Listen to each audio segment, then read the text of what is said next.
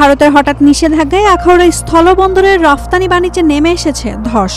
প্রক্রিয়াজাত খাবার, তৈরি পোশাক ও প্লাস্টিক সহ একাধিক পণ্যের আমদানি সীমিত করায় প্রায় ৩০% রফতানি কমে যাওয়ার আশঙ্কা করছেন ব্যবসায়ীরা।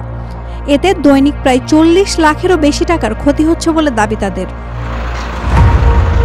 মাত্র 10টি ট্রাক পেরিয়েছে আখাউড়া স্থলবন্দর দিয়ে, যেখানে সাধারণ দিনে এটি থাকে 20 থেকে 25-এর মতো। হিমায়িত মাছ ও ভোজ্য তেল বাদে বন্ধ হয়ে গেছে অধিকাংশ পণ্যের রফতানি। এতে শ্রমিকদেরও কাজ নিয়ে ভাটা পড়েছে রাজস্বেও। 2023-24 অর্থ বছরে যেখানে রফতানি আয় ছিল 428 কোটি টাকা, চলতি অর্থ বছরে তা এখন পর্যন্ত 453 কোটিতে পৌঁছালেও নিষেধাজ্ঞা দীর্ঘস্থায়ী হলে এই গতি থেমে যেতে পারে। ইন্ডিয়াতে আমরা রপ্তানি করে আসছি, এর মধ্যে যে পণ্যগুলো বন্ধ হয়েছে এতে আমাদের বিরাট ক্ষতির সম্মুখীন হয়েছি। এর মধ্যে আমাদের সেন ডেভেডেন্ট আমদানি রপ্তানিকারক সবাই আমরা ক্ষতির সম্মুখীন হয়েছি এবং বাংলাদেশও বৃহৎ ক্ষতির সম্মুখীন হবে। এর প্রতিদিন আমরা 30 থেকে 40 হাজার ডলারের ক্ষতির সম্মুখীন হচ্ছি। তো বর্তমান সরকার যদি ওই সরকারের সাথে নিগোসিয়েশন করে এবং তাদের সাথে সমন্বয় করে যদি সেটার একটা উন্নতি করার, এটা একটু খুলে দেওয়ার একটা সুবন্দোবস্ত করলে আমরা এই ক্ষতি থেকে বাঁচতে পারবো বলে মনে হয়। আমার কাছে কেন জানি মনে হচ্ছে 5ই আগস্টের পরে দুই দেশের কূটনৈতিক সম্পর্কের মধ্যে অনেকটা ভাটা পড়ছে। আর এই ভাটা পড়ার কারণে গত কিছুদিন আগে ভারত সরকার দেখলাম আমাদের রপ্তানির যে ট্রান্সশিপমেন্ট ছিল এটা বন্ধ করছে। গতকালকের একটা নিউজে আমরা যেটুকু পাইলাম, তারা মাছ, পাথর, তেল বাদে সকল ধরনের আমদানি রপ্তানি তারা বাংলাদেশের সাথে বন্ধ করবে।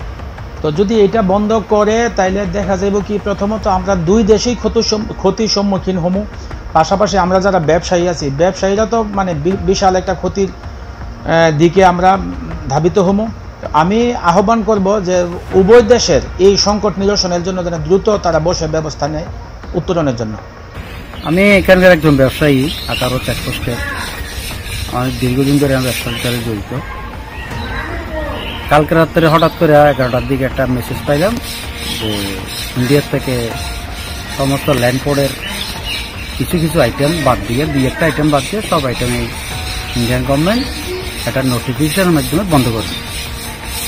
তখন আমরা এগুলো নিয়ে যোগাযোগ করার পরে ইম্পোর্টারের সাথে বা যারা এক্সপোর্ট করে তাদের সাথে যোগাযোগ করার পরে বুঝতে পারলাম যে হ্যাঁ, এখানে বেশিরভাগ বড় যে আইটেমগুলো এক্সপোর্ট হয় বড় বড় কোম্পানির, এই আইটেমগুলো বন্ধ করে দিচ্ছে। যেমন প্লাস্টিক পণ্য, পিভিসি আছে একটা আইটেম আর একটা প্লাস্টিক আছে, 2টা আইটেম 2 রকম, এগুলো টোটালি বন্ধ।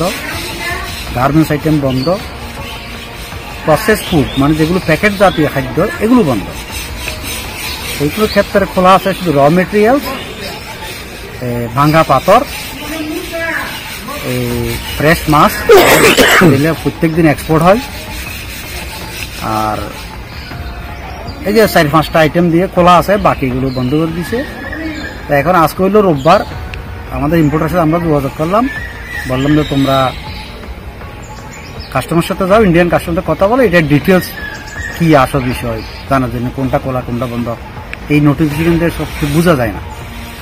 তখন এরা বলছে না আজকে রোববার, আমরা আজকে না, আমরা সোমবারে কাস্টমার যাবো, গিয়ে উদ্বোধন কর্মকর্তা যারা আছে তাদের সাথে আমরা কথা বলে ডিটেলস আপনাদের জানাচ্ছি, বা এক্সপোর্টার যারা আছে কোম্পানিগুলো এগুলো জানাবে। C&F এজেন্টস অ্যাসোসিয়েশনের সহসভাপতি নিসার উদ্দিন ভুইয়া বলেন, রফতানি তালিকায় এমনিতেই সীমিত। নিষেধাজ্ঞার ফলে প্রধান রফতানি পণ্যগুলো বন্ধ হয়ে যাওয়ার রফতানি আয় মারাত্মকভাবে কমবে। বন্দরের সহকারী পরিচালক মাহমুদুল হাসান জানান, রফতানি আয় ও রাজস্ব কমবে, তবে এখনও এ বিষয়ে কোনো চিঠি আসেনি। ব্যবসায়ীদের দাবি, দুই দেশের আলোচনার মাধ্যমে নিষেধাজ্ঞা দ্রুত প্রত্যাহার না হলে রফতানি মুখ থুবড়ে পড়বে এবং প্রান্তিক ব্যবসায়ী শ্রমিকরা পড়বে বড় সংকটে। Naomi Nasrin, Daily Sun. For more updates, follow us on Facebook, subscribe our YouTube channel, get the latest update on www.daily-sun.com.